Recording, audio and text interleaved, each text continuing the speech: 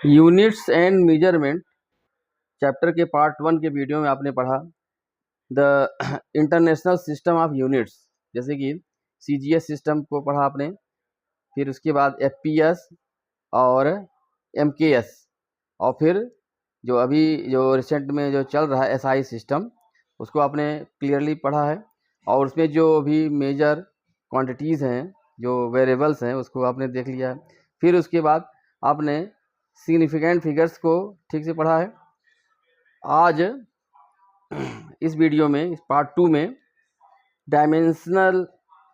Dimensions के बारे में और भी डीप में समझेंगे, और डायमेंशंस ऑफ फिजिकल क्वांटिटीज़ को देखेंगे कि डिफरेंट जो क्वांटिटीज़ हैं उनके डायमेंशंस को हम कैसे यूज करेंगे, उसका एप्लीकेशन में देखेंगे आप लोग। और कुछ क्वेश्चन भी सॉल्व करेंगे जो एनसीईआरटी 2026 की बुक है, एनसीईआरटी की क्लास 11th की है जो बुक है, उसके कुछ क्वेश्चन को सॉल्व करेंगे।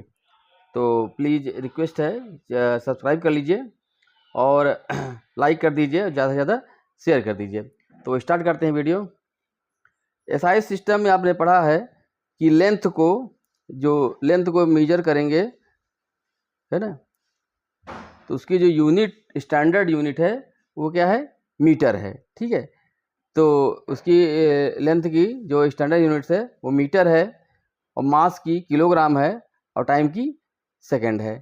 ठीक है, तो इसको सिंबल के फॉर्म में लेंथ को यूज करा जाता है एल से। ठीक है, एल, और साथ में ये ब्रैकेट लगाया जाता है डायमेंशन के लिए। अगर लेंथ का, जैसे कि हम कोई भी लेंथ की बात करें तो उसमें एल और इन ब्रैकेट यूज करते हैं। ठीक है, इसी तरह से मास की अगर बात करें हम, तो मास की यूनिट तो होती है किलोग्राम, लेकिन जब डायमेंशन की बात करें हम इस चैप्टर के रिगार्डिंग, तो उसको डिनोट करते हैं कैपिटल एम से। लेंथ से एल है और मास का एम ले लिया गया है। इसी तरह से टाइम के लिए लिया गया है कैपिटल टी। इसको ध्यान से समझिएगा। ठीक है, अब और अगर इसे कि करंट की बात करें हम, करंट को हम एम्पियर, करंट की यूनिट होती है एम्पियर, तो यहाँ पर हम ए यूज करेंगे। ठीक है, इस तरह से। अब फॉर एग्जांपल अगर हम वेलोसिटी की बात करें, वेलोसिटी का जो यूनिट है वो होता है मीटर पर सेकेंड। मीटर पर सेकेंड होता है इसकी यूनिट। ठीक है, अब मीटर लेंथ का है, लेंथ की यूनिट है, और सेकेंड है टाइम की यूनिट है। तो मीटर के जो हम लेंथ से करेंगे तो यहाँ पर क्या हो जाएगा, एल डिवाइडेड बाई सेकेंड है, सेकेंड को कैपिटल टी से करेंगे यहाँ पर। समझे बात, मीटर पर सेकेंड तो सही है, लेकिन इसको जब डायमेंशन के फॉर्म में लिखेंगे तो metre is the unit of length, और जिसका डायमेंशन हमने यूज किया है एल इन ब्रैकेट। ठीक है, इसी तरह सेकेंड टाइम के है यूनिट, और इसको यूज करेंगे कैपिटल टी से। अब इसको लिख सकते हैं हम एल, और अब देखिए यहाँ पर टी को जब ऊपर ले आएंगे तो टी की पावर -1 हो जाएगी। ये है, तो वेलोसिटी का डायमेंशन हो जाएगा L T to the power -1 हो जाएगा। ठीक है, इसी तरह से हम अगर हम फोर्स की बात करें, फोर्स इक्वल टू होता है F equal to M A होता है, F equal to M A. अब इसका यूनिट तो न्यूटन है, आपको पता है न्यूटन है, लेकिन हम न्यूटन से नहीं निकालेंगे। इसका जो जनरल फॉर्म आएगा हम ले लेंगे एम के एस के फॉर्म में ले आएंगे इसको। तो एम इंटू ए होता है, तो एम का यूनिट हो गया किलोग्राम, और एक्सीलरेशन का यूनिट होता है मीटर पर सेकंड स्क्वायर। क्लियर है, अब इसी को यहाँ पर लिखना है हमको। ठीक है, तो जो फोर्स का जो डायमेंशन हो जाएगा, तो पहले किलोग्राम है, न्यूमरेटर में किलोग्राम और मीटर है, तो kilogram is the unit of मास, यानी इसका डायमेंशन क्या हो जाएगा, एम लिख दिया हमने। ठीक है, और मीटर है यहाँ पर, अब मीटर किसका डायमेंशन है, लेंथ का, तो ये हो जाएगा एल। ठीक है, न्यूमरेटर की बात हो गई, अपान सेकंड स्क्वायर है, सेकंड किसका यूनिट है, टाइम का, जिसका डायमेंशन क्या होता है, कैपिटल टी स्क्वायर हो जाएगा ना, कैपिटल टी स्क्वायर हो गया। अब इसी को टी स्क्वायर को ऊपर ले आएंगे तो हो जाएगा टी टू द पावर -2 हो जाएगा। ठीक है, हाँ, तो ये हो जाएगा आपका mL(T⁻⁻2) हो गया। अब ये हमारा डायमेंशन हो गया फोर्स का, mL(T⁻⁻2). ठीक है, इसी तरह से कई सारे वेरिएबल्स हैं, कई सारे क्वांटिटीज़ हैं, उनके आपको डायमेंशन याद होना चाहिए। नहीं याद है तो आपको किस तरह से ड्राइव करा जाता है वो उस पर टाइम लगेगा, लेकिन कम से कम 20, 25 या 50 तक करीब कम या एक लिस्ट आपके बुक में दिया हुआ है लास्ट में, उसे आप याद कर सकते हैं। अभी और भी हम कुछ ड्राइव कर देते हैं, जैसे कि डेंसिटी का है। डेंसिटी यानी कि रो की यूनिट क्या होती है डेंसिटी, तो आपको पता है डेंसिटी क्या होती है, किलोग्राम पर मीटर क्यूब, मतलब mass per unit volume is called as density.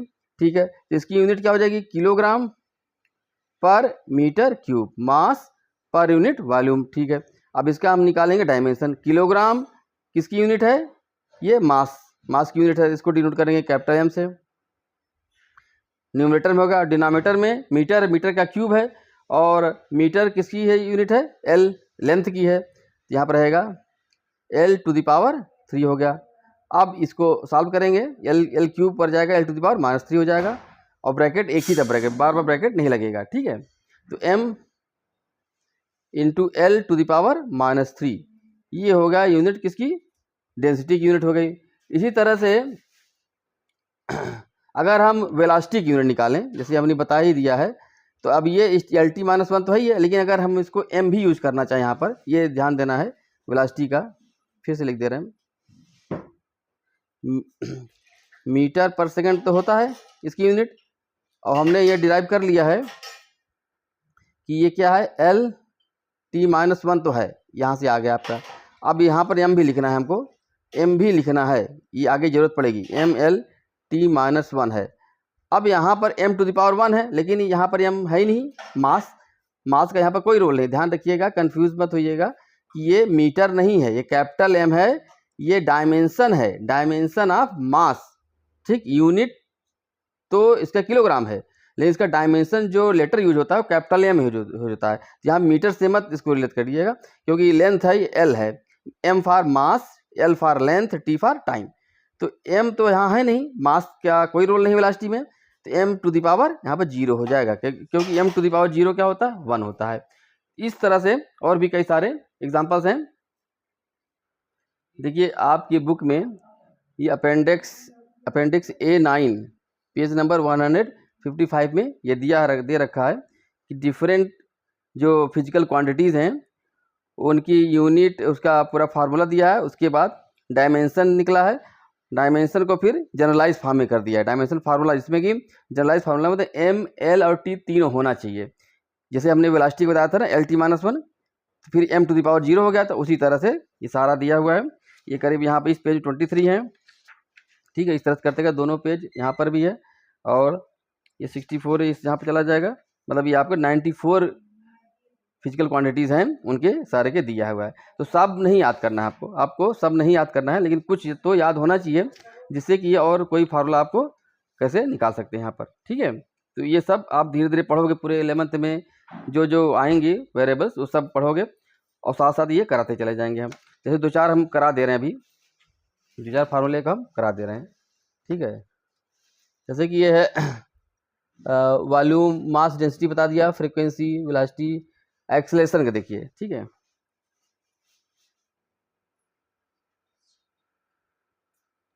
Acceleration ये ए से डिनोट करते हैं, इसकी यूनिट होती है मीटर पर सेकंड स्क्वायर। ठीक है, अब मीटर मतलब कैपिटल M न लिखिएगा, क्योंकि मीटर लेंथ है तो L रहेगा यहाँ पर, इसका डायमेंशन मीटर का L से डिनोट करते हैं, L हो गया न्यूमरेटर में।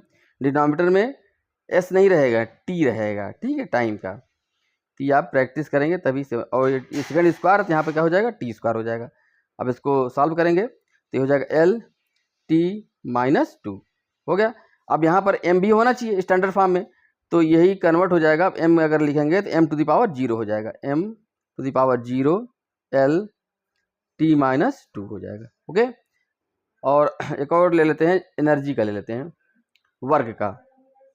ठीक है, वर्क या एनर्जी है ना, डब्ल्यू हो गया ना, W equal to F into S होता है, पढ़ा होगा आपने। एनर्जी हो गया, इसका यूनिट क्या होती है, जूल होती है ना, जूल होती है, जे से डिनोट करते हैं, लेकिन यहाँ से डायमेंशन नहीं निकाल पाओगे आप। तो उसके लिए क्या करें, इसके जनरल जो फार्मूला वहाँ पे चलेंगे हम। तो डब्ल्यू इक्वल टू क्या होता है, एफ इंटू एस होता है, ठीक है।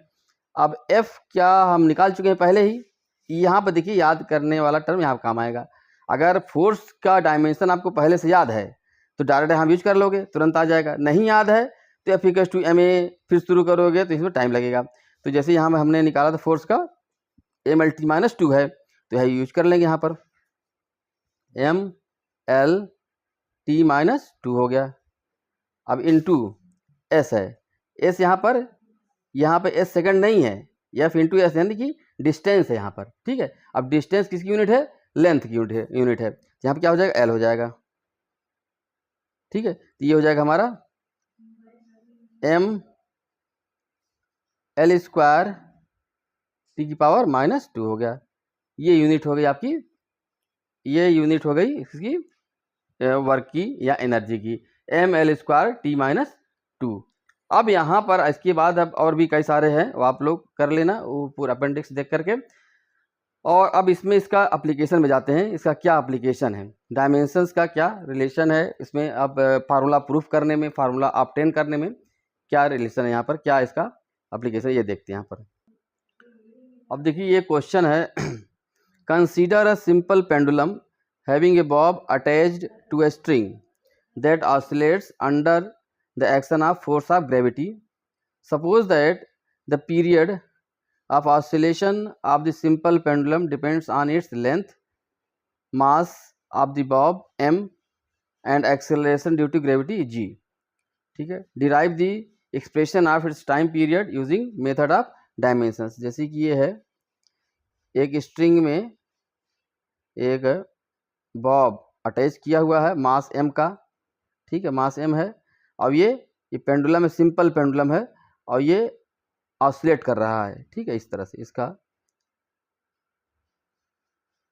ठीक है, इस तरह से पहले ऐसे जाएगा, फिर वापस ऐसे आएगा, फिर अगेन मिड पोजीशन में आएगा। तो ये हमारा वन टाइम पीरियड हुआ, वन टाइम है कि नहीं। देखिए मिड पोजीशन, पहले एक्सट्रीम लेफ्ट गया, फिर वापस गया एक्सट्रीम राइट साइड, फिर देन अगेन मिड पोजीशन पे आया, तब ये हमारा हुआ वन टाइम पीरियड टी। ये हुआ मास m है और acceleration due to gravity downward लग रही है, वो क्या है, g है। तो हमको फार्मूला डिराइव करना है और इसमें दिया है कि जो टाइम पीरियड है वो डिपेंड कर रहा है किस पे, लेंथ। इसकी जो लेंथ है यहाँ से, जहाँ से ये हैंग करा गया है और इसका सेंटर ऑफ ग्रेविटी से ले बॉब के, उसकी जो लेंथ है स्ट्रिंग की वो क्या है, l है। तो l पर डिपेंड कर रहा है, m पर डिपेंड कर रहा है और एक्सेलरेशन ड्यू टू ग्रेविटी पर डिपेंड कर रहा है। ये इतनी इन्फॉर्मेशन है और हमको फाइंड करना फार्मूला ऑफ कैपिटल टी का निकालना है, ठीक है। तो और इसमें यूज करना है मेथड ऑफ डायमेंशन यूज करना है। तो पहले कुछ रूल को देख लीजिए आप, जैसे कि अगर कोई भी इक्वेशन है y इक्वल टू, मान लीजिए हम स्ट्रेट लाइन का इक्वेशन सिंपल ले रहे हैं, ए एक्स प्लस बी है, ठीक है। तो इसकी जो यूनिट होगी लेफ्ट साइड, किसी भी इक्वेशन के लेफ्ट साइड जो यूनिट होगी वही यूनिट राइट साइड की ओवरऑल यूनिट होगी, यानी कि y की जो यूनिट होगी वही ए एक्स प्लस बी की होगी, ठीक है। और जब कोई दो क्वांटिटी मल्टीप्लिकेशन होगा तब इसकी यूनिट डिफरेंट हो सकती है और इसकी भी यूनिट डिफरेंट हो सकती है, लेकिन दोनों यूनिट का मल्टीप्लिकेशन है a इंटू एक्स है। तो इन दोनों का जो डायमेंशनल मल्टीप्लिकेशन होगा उसका जो रिजल्ट आएगा वो यूनिट इसकी यूनिट के बराबर ही होना चाहिए। और साथ में जो प्लस है, दो क्वांटिटी में अगर एडिशन हो रहा है तो सेम डायमेंशनल क्वांटिटीज़ का एडिशन हो सकता है, सेम डायमेंशनल क्वांटिटीज़ का सब्ट्रैक्शन हो सकता है।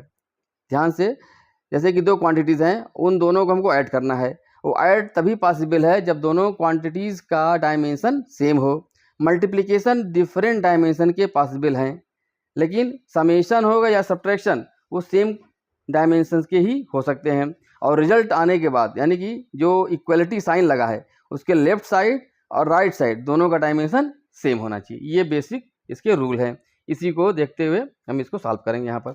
अब यहाँ पर देखिए पहला कह रहा है, फर्स्ट इसका जो पॉइंट दे रहा है कि जो टाइम पीरियड है, suppose that the period of oscillation of the simple pendulum depends on its length, यानी कि capital T is proportional to length L, पहला दे दिया है ना। उसके बाद दूसरा कह रहा है capital T also depends on mass M, और थर्ड कह रहा है capital T also depends on gravity, gravity जो एक्सेलरेशन है उस पर डिपेंड कर रहा है। तीनों पे डिपेंडेंसी इसकी बता दिया है।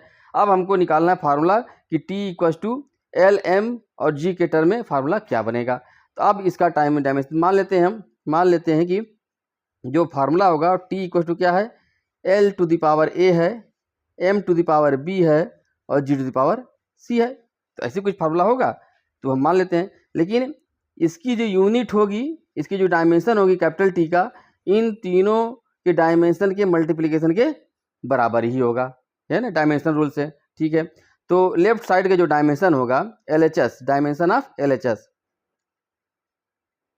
Dimension of L H S, वो आपका हो जाएगा टी क्या है, ये टाइम पीरियड है, तो सिंपल सी बात है इसका जो डायमेंशन आएगा कैपिटल टी ही रहेगा। ठीक है, सिंपल होगा।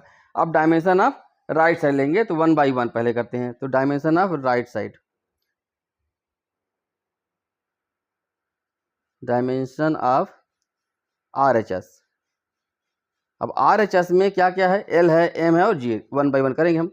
तो पहले एल का लेते हैं। एल क्या है, L is the unit of length, जिसका डायमेंशन होता है कैपिटल एल हो गया, लेकिन पावर हमने ए रखा है तो एल टू द पावर ए हो गया, ओके, इंटू कर देंगे।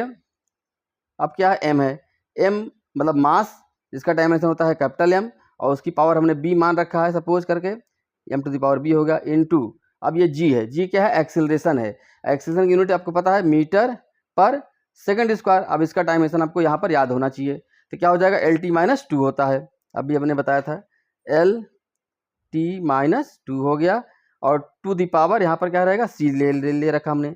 अब इसको फिर सॉल्व करते हैं।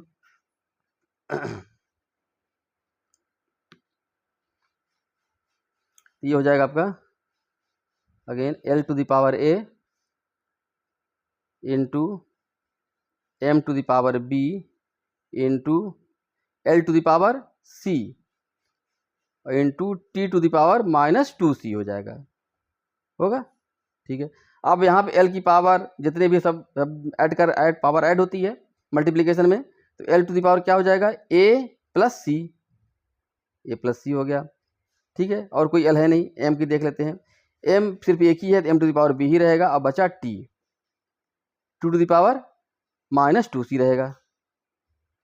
ठीक है, अब डायमेंशनल जो थ्योरम्स हैं, जो डायमेंशनल के रूल हैं, वो यही बताया था हमने कि जो लेफ्ट साइड का जो डायमेंशन होगा वही राइट साइड का डायमेंशन होगा, यानी कि ये दोनों क्या होना चाहिए, सेम होने चाहिए। तो capital T must be equal to this, ये होना चाहिए। तो इसको हम कर देते हैं, this is must be equal to capital T.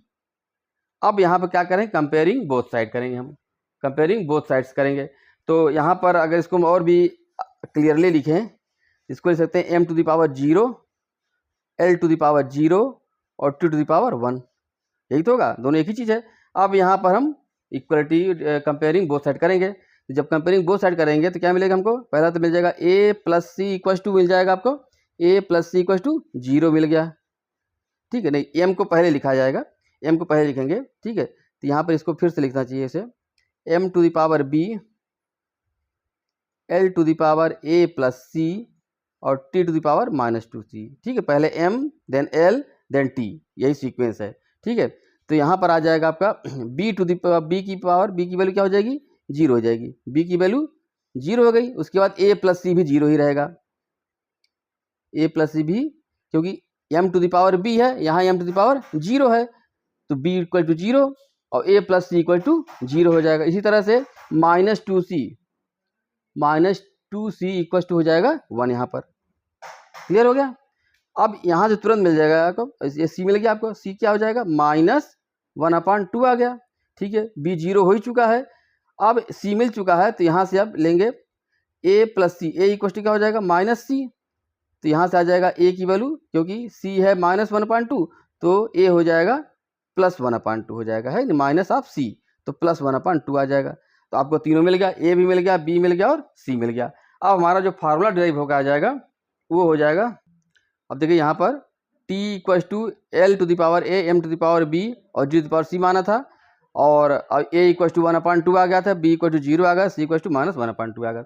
लेकिन यहाँ पे ध्यान रखिएगा ये इक्वल नहीं होगा, क्योंकि क्वेश्चन में बोला है इट डिपेंड्स ऑन, ठीक है। तो हो सकता है कोई प्रोपोर्शनलिटी कांस्टेंट लगे, तो इसलिए अभी हम सिर्फ डायमेंशन की बात कर रहे हैं, डायमेंशनली इक्वलिटी की बात की है। अगर कोई कांस्टेंट एक्स्ट्रा आ जाएगा, पाई आ गया, कुछ भी आ सकता है, तो वो एक्स्ट्रा, क्योंकि जो कांस्टेंट होंगे इस तरह के पाई हो गया, हाँ, उसके कोई भी यूनिट नहीं होती। कोई नंबर आ गया, एक्स्ट्रा नंबर जोड़ना होगा तो उसको हम ऐड कर सकते हैं, बाय एक्सपेरिमेंटल आता है वो, ठीक है। अभी सिर्फ डायमेंशन की बात हो रही है यहाँ पर। तो अब ये हमारा फार्मूला हो जाएगा, इसलिए इसको लिखते हैं t इज प्रोपोर्शनल टू, है ना, एक्चुअली जैसे वहाँ पर लिखा था इसी तरह से। तो l to the power a क्या हो जाएगा 1/2 हो गया, m to the power b equal to 0 हो गया, ठीक है, और g टू द पावर -1/2 हो गया, ठीक है। यानी कि पहली बात तो ये m टू द पावर 0 क्या हो जाएगा 1 हो जाएगा, है ना। तो t is proportional to l to the power 1/2 और g टू द पावर -1/2 हो गया, क्योंकि m टू द पावर 0। यानी कि यहाँ से क्लियर हो गया कि जो टाइम पीरियड है वो मास पर डिपेंड नहीं करेगा। क्वेश्चन में लिखा जरूर है, लेकिन मास का कोई यहाँ पर रोल नहीं आ रहा है ना, मास का कोई भी रोल नहीं आ रहा है। किसके जो बाब लगाया हुआ अटैच किया हुआ उसका कोई भी यहाँ पर रोल नहीं है टाइम पीरियड के लिए। अब इसको हम और अच्छे से लिखते हैं, तो this can be written as t is proportional to, अब ये पावर लगा है यानी कि ये रूट का है, रूट जब लगता है किसी क्वांटिटी में तो पावर होती है 1/2, तो अंडर रूट एल हो जाएगा, और यहाँ -1/2 तो ये अंडर रूट जी हो जाएगा, है ना। जैसे अंडर रूट एल क्या लिख सकते हैं, एल टू द पावर 1/2 हो गया, फिर अंडर रूट 1/g लिख दें तो क्या हो जाएगा इसका 1/√g लिख सकते हैं इसको, है, या g टू द पावर -1/2 होगा। तो ये दोनों को हमको कंबाइंडली लिखना है, तो ये हो जाएगा हमारा √L/√g हो गया, ठीक है ना। इसी को और भी अच्छे से लिख देते हैं एक साथ रूट लगा करके, t is proportional to √L/g हो गया।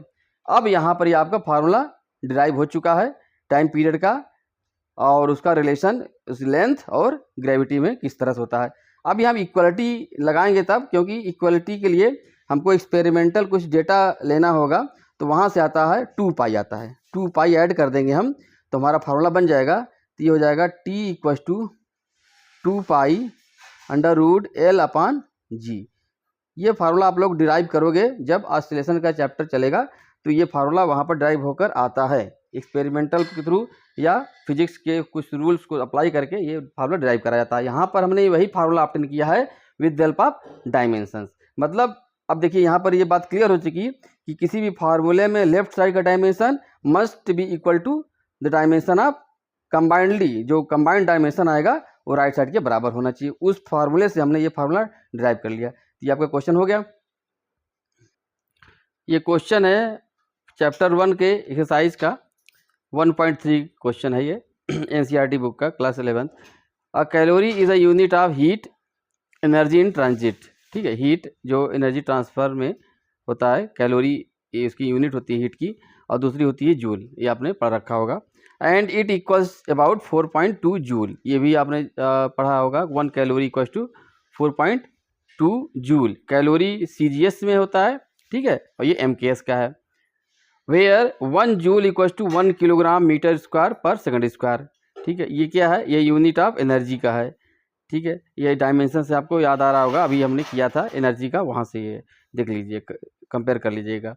Suppose we employ a system of units in which the unit of mass equals to alpha kilogram, ठीक है। एक ऐसा सिस्टम में इसको चेंज करना है कि जहाँ पर मास को रिप्रेजेंट करा जाता है अल्फा किलोग्राम से। The unit of length equals beta metre, the unit of time is gamma s, gamma second. So a calorie has a magnitude of 4.2 alpha inverse beta to the power -2 and gamma square in terms of new units। ये है ये बहुत ही अच्छा question है। अब इसमें जैसे देखिए इस तरह से है, जैसे कि हमको ये पता है कि 1 मीटर इक्वल टू होता है 100 सेंटीमीटर। पहले क्वेश्चन को समझिए पहले। तो यहाँ से हम निकाल सकते हैं कि 1 सेंटीमीटर इक्वल टू 0.01 मीटर हो गया। ठीक है, तो ये जो मीटर है ये है MKS सिस्टम में और ये है CGS सिस्टम में। CGS का है और ये MKS का है। ठीक है, तो कोई भी ये जो दिया 1 joule equal to 1 kilogram metre square पर सेकंड स्क्वायर, तो ये है MKS में। और हम सपोज कर दे रहे हैं कि हमको किसी ऐसे सिस्टम में, जैसे मान लें CGS ले रहे हैं हम, तो CGS में लेंथ की यूनिट है सेंटीमीटर है, तो यहाँ पर हमको यहाँ पर चेंज करना पड़ेगा। तो वही यहाँ पे बता रहा है कि जो नया सिस्टम है उसमें मास को अल्फा किलोग्राम, ठीक है, और लेंथ को बीटा मीटर और टाइम को गामा सेकेंड, इस तरह से नई यूनिट करा गया है। तो यहाँ पर क्या करना है हमको, जो हमको निकालना है कि जैसे मान लो 1 जूल इक्वल टू था 1 किलोग्राम मीटर स्क्वायर और माइनस सेकेंड की पावर -2 है। तो हमको चेंज करना होगा, किलोग्राम को अल्फा के टर्म में, मीटर को बीटा के टर्म में और सेकेंड को गामा के टर्म लाना पड़ेगा। जिस तरह से यहाँ पर सेंटीमीटर इक्वल टू हो जाएगा 0.01 मीटर है, तो ये मान लीजिए ये लेंथ का है, तो लेंथ क्या है यहाँ पर बीटा मीटर दिया है, तो ये आपका हो गया बीटा और ये मीटर हुआ, ये है। यहाँ से कंपेयर करिए, तो हमको यहाँ पर मीटर को रिप्लेस करना होगा इसके टर्म में, है कि नहीं, ये तो है ना नया। तो मीटर इक्वल टू हो जाएगा यहाँ पर, तो मीटर इक्वल टू हो जाएगा 1 बीटा सेंटीमीटर, होगा कि नहीं होगा। ठीक है, तो नए सिस्टम में आ जाएगा हमको, तो ये करना हमको, तो 1 बीटा लिखना पड़ेगा यहाँ पर। सेंटीमीटर नहीं लिख रहे हैं क्योंकि वो है ये यूनिट ही है, क्योंकि ये दे रखा 1 बीटा, हाँ मीटर है, जो भी नया सिस्टम है उसमें बीटा है, तो m इक्वल टू हो जाएगा 1 बीटा किलोमीटर हो जाएगा। तो इसको रिप्लेस करेंगे हम, 1 इंटू किलोग्राम इक्वल टू क्या हो जाएगा यहाँ पर, किलोग्राम हो जाएगा 1 अल्फा, 1 अल्फा हो जाएगा। ठीक है, और इसी तरह से यहाँ पर मीटर हो जाएगा 1 बीटा और सेकेंड हो जाएगा 1 गामा। तो नए यूनिट में हमारा आ जाएगा, नया यूनिट हमारा अल्फा बीटा गामा के टर्म में आ जाएगा यहाँ पर। तो अब देखिए यहाँ पर किलोग्राम में, तो अब यहाँ पर मीटर स्क्वायर है, तो ये हो जाएगा स्क्वायर में हो जाएगा, हाँ, और ये हो जाएगा पावर -2 में हो जाएगा। अब इसको सॉल्व कर लीजिए, तो 1 alpha to the power -1 beta to the power -2 हो जाएगा, और इधर गामा -2 है यहाँ पर, तो ऊपर आ जाएगा +2 हो जाएगा, है कि नहीं। जैसे 1 गामा है, इसको लिख सकते हैं गामा की पावर -1 और इसकी पावर -2, तो हो जाएगा ये गामा टू द पावर +2 हो जाएगा, ये चीज़ समझिए। तो हो जाएगा गामा टू द पावर +2, यहाँ सिंपली हम 2 लिख दे रहे हैं। तो ये हो जाएगा 1 joule equal to 1 alpha to the power -1 beta to the -2 और गामा स्क्वायर हो जाएगा। अब हमको निकालना 4.2 जूल, तो जब 1 जूल इक्वल टू इतना है तो 4.2 जूल इक्वल टू हो जाएगा, हेंस 4.2 जूल इक्वल हो जाएगा, मल्टीप्लाई कर देंगे 4.2 अल्फा की power -1 beta to the power -2 और गामा स्क्वायर, ये आपका प्रूफ हो गया यहाँ पर। ठीक है, नेक्स्ट क्वेश्चन देखते हैं। नेक्स्ट क्वेश्चन है एक्सरसाइज, सेम एक्सरसाइज है, 1.5 क्वेश्चन है, 1.5 क्वेश्चन नंबर है। A new unit of length is chosen such that the speed of light in vacuum is unity. ठीक है, एक नया सिस्टम है, ऐसा चूज किया, जैसे MKS है, CGS है, FPS है, उसी तरह से एक नया सिस्टम डिज़ाइन किया गया है। ठीक है, और उस सिस्टम के अकॉर्डिंग क्या हुआ कि जो लेंथ की यूनिट है वो कुछ इस तरह से चूज करी गई, जिसके कारण मान लीजिए लेंथ की यूनिट है U, मान लेते हैं नए सिस्टम में, let the unit of length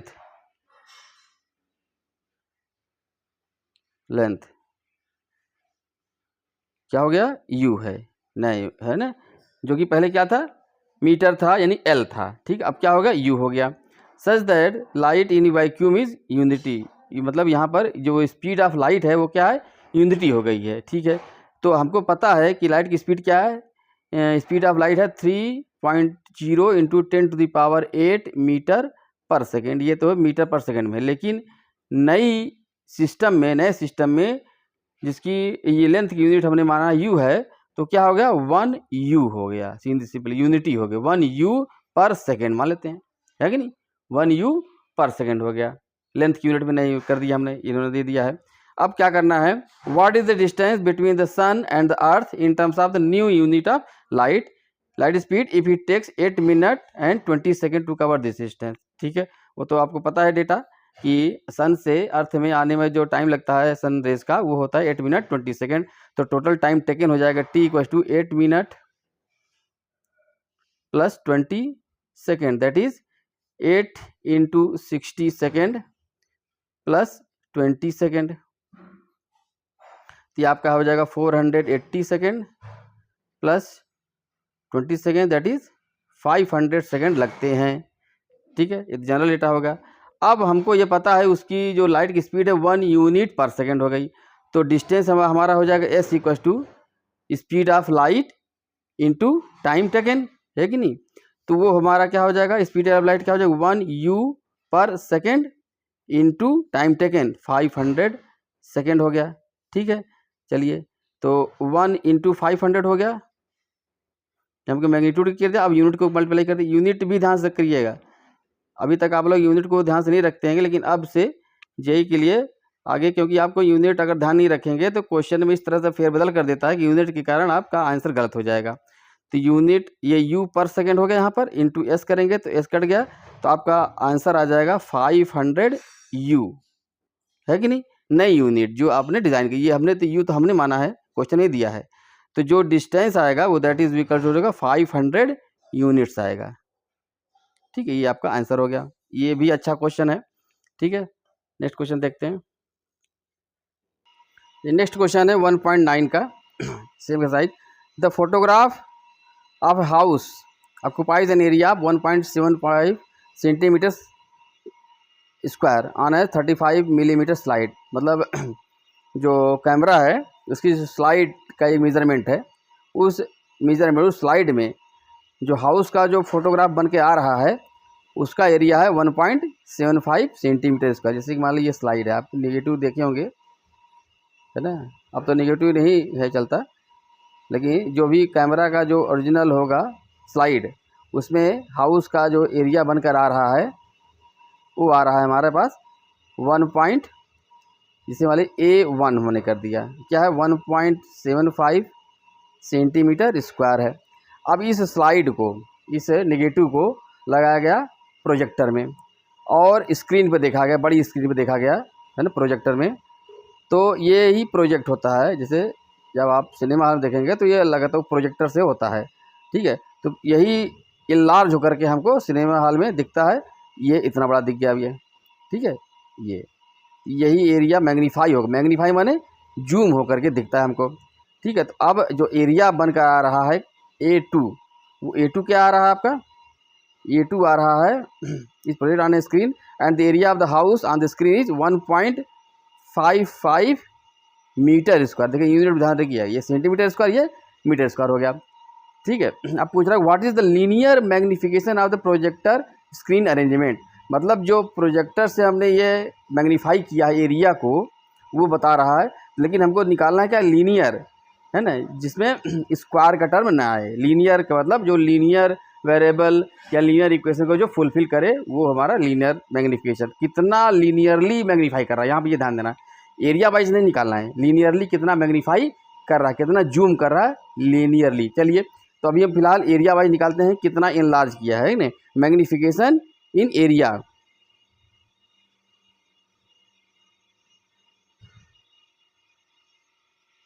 son of area, तो यहाँ मैग्निफिकेशन का जो होता है, जो मैग्नीफाइड जो इमेज है उसका एरिया आपके पास क्या है, ये आप लोग अच्छी तरह समझोगे जब लाइट को पढ़ोगे। ठीक है, माइक्रोस्कोप को जब पढ़ोगे, मैग्नीफिकेशन वहाँ पढ़ोगे तो ज़्यादा क्लियर होगा, हम वहाँ पर उस चीज़ को और भी ज़्यादा अच्छे से बताएंगे, लेकिन यहाँ पर डिफरेंस देख बता रहे हैं। तो जो इनलार्ज होकर एरिया आ रहा है वो A2/A1 होगा।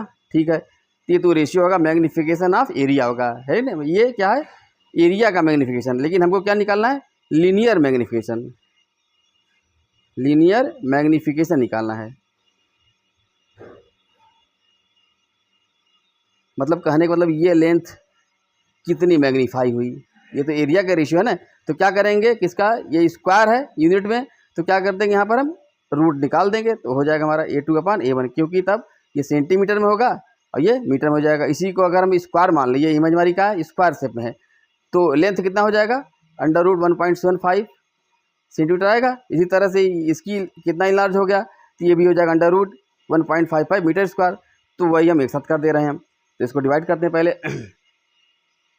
A2 आपका है 1.55 मीटर स्क्वायर अपान A1 है आपका 1.75 सेंटीमीटर स्क्वायर, और रूट निकाल लेते हैं हम। अब देखिए फिर से यहाँ पर देखिए, अब इसको यूनिट को हमको सेम करना ही पड़ेगा। तो 1.55 into metre square, metre equal होता है 100 सेंटीमीटर, तो 100 इंटू 100, ये हमारा हो जाएगा सेंटीमीटर स्क्वायर हो गया। 1.75 सेंटीमीटर स्क्वायर हो गया। क्लियर। अब सेंटीमीटर स्क्वायर सेंटीमीटर कट जाएगा, और ये 10 to the power 2, 10 to the power 2, 10 to the power 4 आएगा, और अंडर रूट निकल लेंगे तो 10 टू द पावर 2 बाहर आ जाएगा। तो ये हमारे पास बचा 1.55 अपान 1.75 इंटू 100 आ जाएगा 10 टू द पावर 2। क्लियर। अब जब इसको आप सॉल्व करोगे अंडर, तो हम इसको कैलकुलेट करते हैं कैलकुलेटर में। 1.55 डिवाइडेड बाई 1.75, ठीक है, ये आ गया। अब इसका रूट लेते हैं, अंडर रूट ऑफ आंसर ये आएगा 0.94112, 0.94112, ठीक है। आगे 39 है, तो अप्रॉक्सीमेट कर लेंगे हम, 4 लिख देते हैं यहाँ पर, इंटू 100 कर देते हैं, ठीक है। रेशियो है, इसकी यूनिट तो वैसे भी कट चुकी है, तो ये फाइनली जो आ जाएगा आपके पास 94.1124 आ गया। सिग्निफिकेंट फिगर की बात करेंगे तो 94.1 जाएगा, क्योंकि जब हम मेज़र करेंगे तो मिलीमीटर तक जाता है, ठीक है। ये हो जाएगा 94.1 आएगा हमारा, इसका ये आंसर आ गया। ओके, नेक्स्ट क्वेश्चन है 1.10 का। State the number of significant figures in the following. ये ए से लेकर के एफ तक है, तो इसका सिग्निफिकेंट फिगर्स का हमने पार्ट 1 में बता रखा है, उसको आप देख सकते हैं, फिर तब इसको सॉल्व करिए, तब इसके बाद आगे का वीडियो देखिए, ठीक है। अब जैसे देखिए ये है पहला ए है, तो 0.007। अब यहाँ पर ये हमने बता रखा पहले ही कि जो पॉइंट के बाद के जो जीरो होंगे वो सिग्निफिकेंट फिगर में काउंट नहीं होते, और नॉन जीरो यहाँ पर 7 एक ही है, तो सिग्निफिकेंट फिगर के कितना हो जाएगा, 1 हो जाएगा यहाँ पर। इसका आंसर ये होगा। सेकंड में आ जाइए बी में 2.64, तो जितने भी नॉन जीरो नंबर्स होंगे वो सारे सिग्निफिकेंट फिगर माने जाते हैं, और 10 टू द पावर 24 हो, कुछ भी हो, इसका काउंट नहीं होता सिग्निफिकेंट फिगर में। तो यहाँ पर कितने हो जाएगा, 3 हो जाएगा, 3 हो जाएंगे, ठीक है, ये भी आंसर हो गया। अब यहाँ पर देखो 0.2370, तो पॉइंट के पहले जो जीरो आ रहा है उसका काउंट नहीं होता है, और पॉइंट के बाद जितने भी नॉन जीरो होंगे, है कि नहीं, पॉइंट के ठीक बाद जितने भी नॉन जीरो होंगे, लेकिन जो पहले पॉइंट के बाद जो जीरो होंगे वो काउंट नहीं होंगे, जैसे इसमें नहीं हुआ था। तो 1 2 3, और साथ में नॉन जीरो के बाद जो जीरो आएंगे वो भी काउंट होगा। तो कितना हो जाएगा, 1 2 3 4, इसका हो जाएगा 4। अब आते हैं डी में, 6.320 जूल है। अब यहाँ पर देखिए ये सिग्निफिकेंट फिगर है, 3 भी है, 2 क्योंकि नॉन जीरो है, और पॉइंट के बाद नॉन जीरो के बाद, पॉइंट डेसिमल पॉइंट के बाद नॉन जीरो के बाद आने वाले सारे जीरोस वो सिग्निफिकेंट फिगर होते हैं। तो यहाँ और 1 2 3 4, इसका भी आंसर हो जाएगा 4, ठीक है। 6.032, इसी तरह से यहाँ भी रहेगा 1। अब यहाँ पर पॉइंट के बाद जो जीरो हैं, अगर जैसे देखिए यहाँ पर जीरो के पॉइंट के पहले जीरो था इसलिए काउंट नहीं हुआ था, लेकिन यहाँ पर डेसिमल पॉइंट के पहले नॉन जीरो है इसलिए ये जीरो काउंट होगा। तो 1 2 3 4, तो यहाँ पर आ जाएगा 4 आ जाएगा। देखिए यहाँ पर डेसिमल पॉइंट के पहले यहाँ पर क्या है, जीरो है, इसलिए ये तीनों जीरो सिग्निफिकेंट फिगर में नहीं काउंट होंगे। तो 1, अब देखिए इसके बाद वाले जीरो काउंट हो जाएगा, 1 2 3 4, इसका भी आंसर आ जाएगा 4। तो ये हमने कुछ क्वेश्चन को सॉल्व किया है, सारे क्वेश्चन को नहीं किया है, तो प्लीज़ चैनल को लाइक कर दीजिए, सब्सक्राइब कर लीजिए और शेयर कर दीजिए। अगर आप लोग कमेंट करोगे या कहोगे तो हम पूरा सॉल्यूशन भी अपलोड कर देंगे। तो इसके लिए व्हाट्सएप लिंक ज्वाइन कर लीजिए, और कोई भी क्वेश्चन आ रहा हो, कोई भी डाउट है तो उस वहाँ पर जाकर के आप डाउट को क्लियर कर सकते हैं विदाउट एनी कॉस्ट, ठीक है। Okay, thank you.